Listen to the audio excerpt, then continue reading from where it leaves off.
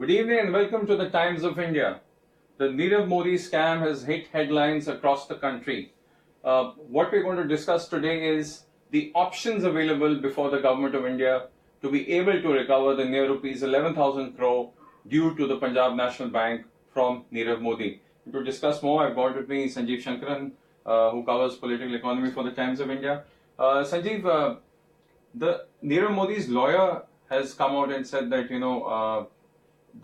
PNB is actually responsible now for this whole thing, that he will not be able to pay off the dues. What is the whole story as far as Nirav Modi's version is concerned?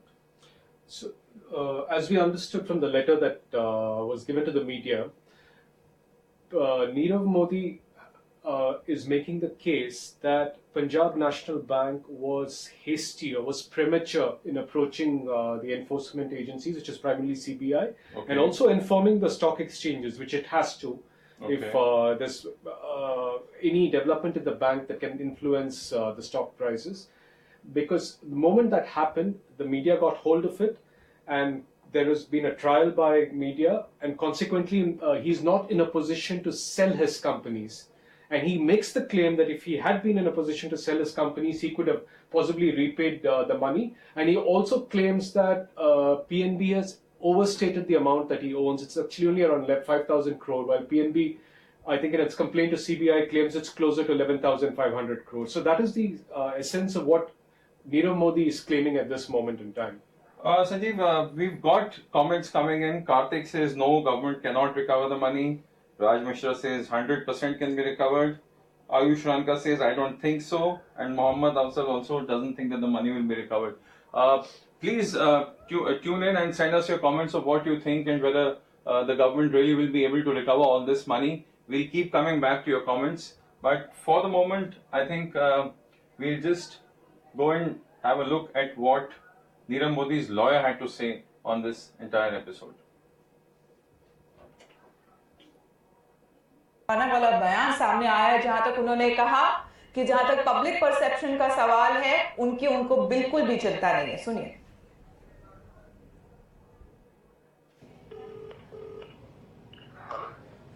Mr. Agarwal, Vivek Narayan this side from Times Now. Can you hear me now? Yeah, I can do the phone now. You take me on the phone. Okay, I'll just record a phone. So, Mr. Agarwal, first thing first, are you representing Mr. Nirav Modi? Yes. Okay. Yeah, I'll take it on record then. Okay, wait. Yeah. So, are you representing Mr. Nirav Modi, Mr. Agarwal? Yes. Okay. In what capacity? Are you part of a larger team or are you the lead counsel? I'm lead counsel. Okay. We have been hearing reports of a meeting in Dubai. We have been told that you are meeting your client in Dubai. Is that true? Is there a meeting on right now? The client I'm meeting is legal team in Dubai, legal association in Dubai. Okay. There is a lot of speculation across that he's in Europe, he's in America, he's in Hong Kong. One bit of information. I'm not involved. That is the client and attorney privilege communication. Okay. Since he's an Indian citizen, why is it that he's shying away from coming back to India and proving his innocence, if that be the case? I'm a lawyer. If you ask me a question, the why and how, I will tell you my best. You obviously, as a professional lawyer, you are entitled to defend anyone. My only question is to ask you one question on why your client is not. I mean, has he explained to you any? A lawyer works for client instruction. He does not ask the client why he is doing it. Are you getting me? You are being tried for an offense. I will represent you. I will defend you. I will not ask you your question. That's for you to see. Okay. The lawyer works for the client instruction. No, I understand there is certain privileged information that you may not be able to share. Okay, so that's what the lawyer had to say. Sanjeev, what is your take on the entire thing between what the government is saying and what Nirav Modi is saying? I mean, let's just go back to the start. What is the issue here? It is that the bank, Punjab National Bank, has accused Nirav Modi of fraud, which is why the matter went to CBI. It is not a regular default. There's a separate body called the National Company Law Tribunal, which handles a regular insolvency default case. This is fraud. in collusion with rogue employees of the bank, right? Okay. Which is why the matter went to CBI, and given the amount and the nature of this issue, they also had to inform the stock exchanges. Okay. And once that happened, once it went out to these institutions, that is CBI and the stock exchanges, it hit the media and questions began to be asked. Okay. Now, we have two problems here. The first problem is that Nirav Modi says PNB was premature. But if it's a case of outright fraud, what can the bank do? They will have to go to the enforcement agencies, isn't Okay. it? In fact, the accusation against PNB is they let this fraud continue for years. Yeah. Yeah. So, in that sense, what the lawyer is trying to say is really contrary to what's actually happened. Yeah, at least what the letter said seems to be an attempt to sidetrack us from the main issue, that this is a case of fraud, which is Okay. why the agencies had to be brought in. And in fact, PNB has been late in detecting the fraud. Okay, we'll just take some comments, Sanjeev, before we move ahead. Noreen says they will recover by taxing Aam Aadmi. Muthugani Vasan says, who are the people to be blamed? Davi Ambarsia says, sab bana rahe, kuch nahi milne wala. Charles says, dream on. Ranjit Mehta, yes, government can impose fraud recovery cess on common people. Kandukuri Girish is asking, are the RBI and PMO blind towards this fraud? Nick Bose says, why is he in Dubai and not in India? Amit Saraf, Nirav did fraud and corrupt people at PNB were a part of it, which is exactly what we're discussing. Mohammad Aleem says they'll recover from taxpayers. So a lot of people want to know as to how can the government of India actually recover this money? So there are two aspects to it. I mean, Yeah. I'll first address this question of fraud recovery tax or taxpayers. Yeah. Any case as taxpayers, Yeah. technically these banks are owned by the people of India, and Okay. the government only serves as their representative on the Okay. boards of the banks. Okay. And if the banks make a loss, we as taxpayers have to pay up.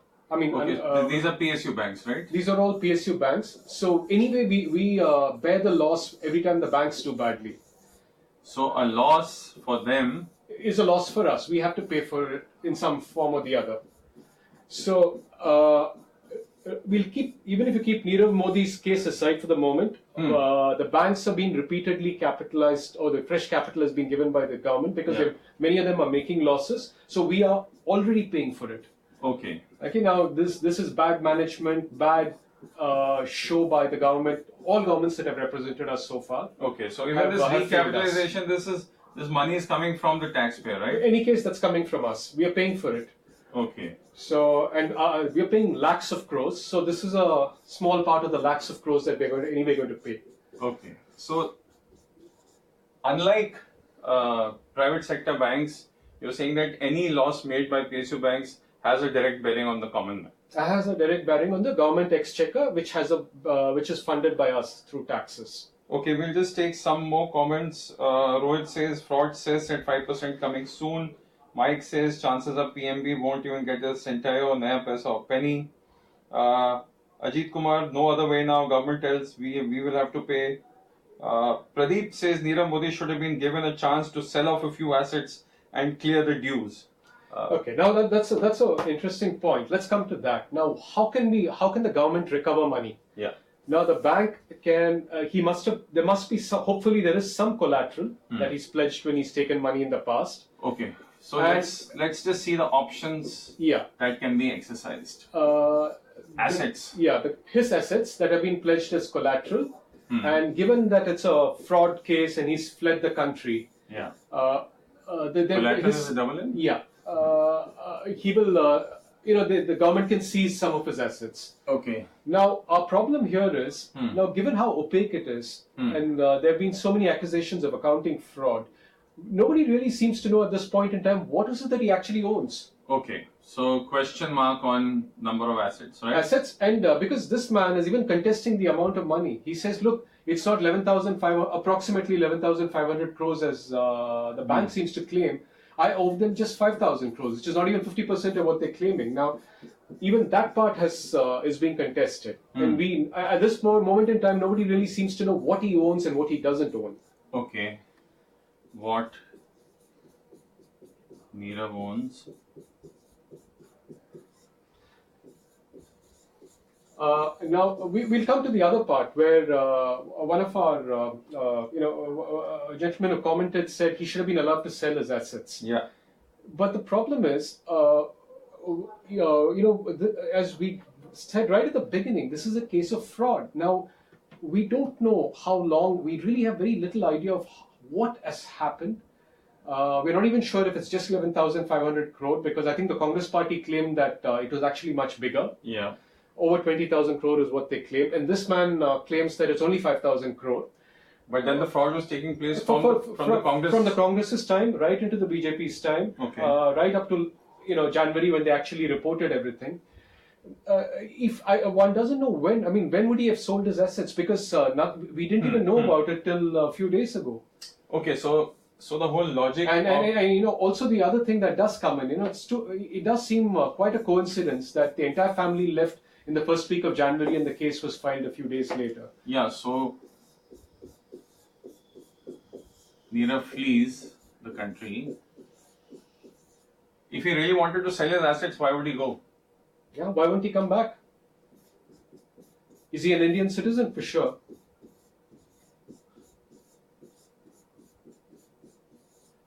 Yeah, essentially So here now, because he flees, the motive is suspect, right? Yeah, the motive is suspect because the entire family seems to have left. We really don't know for sure where he is right now, though he's been. It's been reported that he's in New York.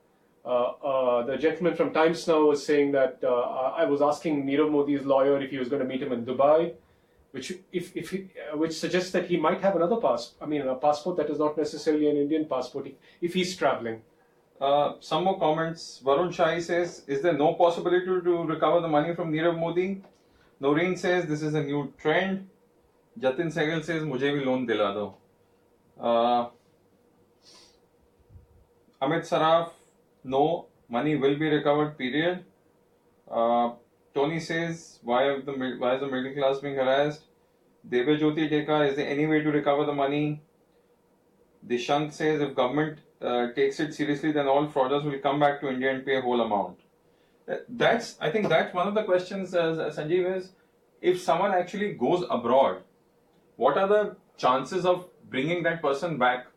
On paper, we can extradite them, but in reality, we don't seem to be able to get anyone back. I mean, anyone who really counts, except for one case that I can think of. Okay. But white collar, people accused of white collar crime. Vijay Mallya, for instance. Yeah. He's in London. We know where he is. He even watched matches that India played in the UK, cricket matches India played in the UK last year. Yeah. So far, the government has not been successful in getting him back. But prior to him, there are others. Even in the defense secrets, that Ravi Shankran in the war room case. He's still not here? I don't think they were able to get him back.